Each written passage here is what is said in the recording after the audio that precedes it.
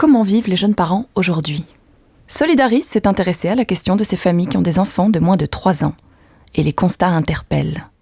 Pour mieux comprendre, il faut revenir sur les changements que la famille a connus au cours des 50 dernières années. Pour 64% des femmes et 46% des hommes, c'est l'autonomie financière des femmes et le contrôle de la contraception qui a tout changé dans l'évolution du couple et de la famille. Moins d'une maman sur 4 pense encore qu'il faut avoir un enfant pour être épanouie. Aujourd'hui, pour la majorité des gens, faire un enfant, c'est d'abord et avant tout pour être heureux et concrétiser son couple.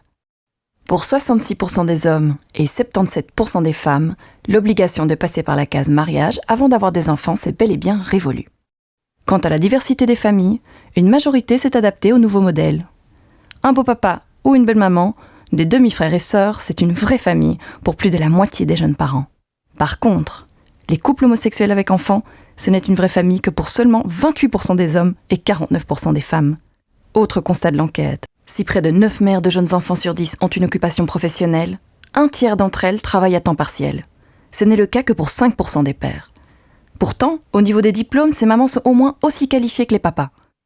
Au travail encore, soulignons que 18% des femmes disent que leur grossesse a eu des conséquences négatives sur leur carrière professionnelle. Pour 26% d'entre elles, des soucis d'organisation de garde d'enfants les ont amenées à renoncer à des nouvelles responsabilités professionnelles. Et à la maison, comment ça se passe ?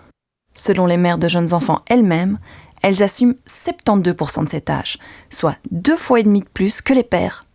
Les pères, eux, certes, constatent que leurs compagnons font davantage, mais ils estiment que la différence est bien plus équitable. Double peine pour les femmes qui en font donc plus et doivent subir une certaine absence de reconnaissance de cet état de fait par leur conjoint. Venons-en au constat le plus alarmant de cette enquête. 3 enfants sur 10 vivent au sein d'une famille que l'on doit tout simplement qualifier de pauvre. En Belgique, être pauvre, c'est avoir moins de 2100 € net par mois pour un couple avec 2 enfants et moins de 1600 net par mois pour une famille monoparentale avec 2 enfants. Au sein de ces familles, il y a 3 fois plus de chômeurs, et souvent de longue durée.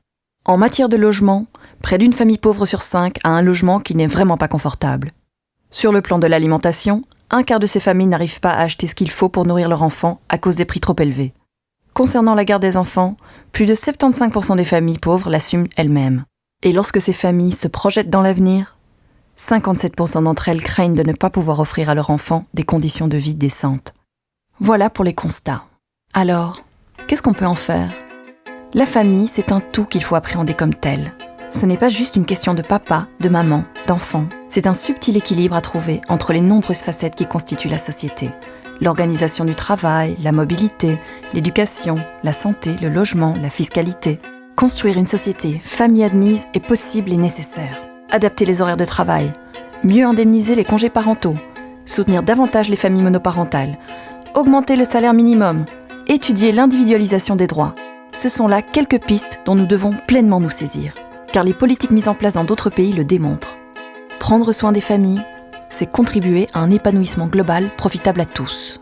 Parce que chaque famille, c'est un peu l'enfant de la collectivité.